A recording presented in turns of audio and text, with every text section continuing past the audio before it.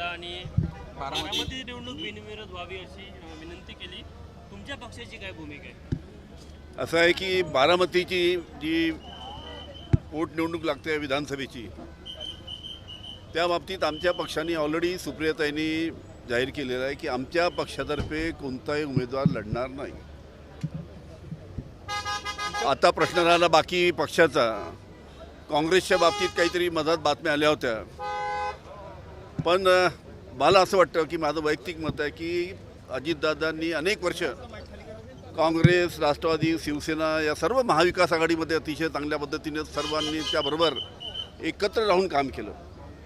त्याच्यामुळे काँग्रेसनी सुद्धा बारामतीची निवडणूक बिनविरोध करावी असं मला वाटतं. नक्कीच या बाबतीत त्यांचे जे वरिष्ठ नेते आहेत किंवा महाविकास आघाडीचे जे वरिष्ठ नेते आहेत ते त्यांच्याशी या बाबतीत बोलतील आणि त्या पद्धतीचा निर्णय बिनविरोध बारामतीची विधानसभा होण्यासाठी घेतला जाईल असं मला वाटतं. समर्थन आहे बिनविरोध.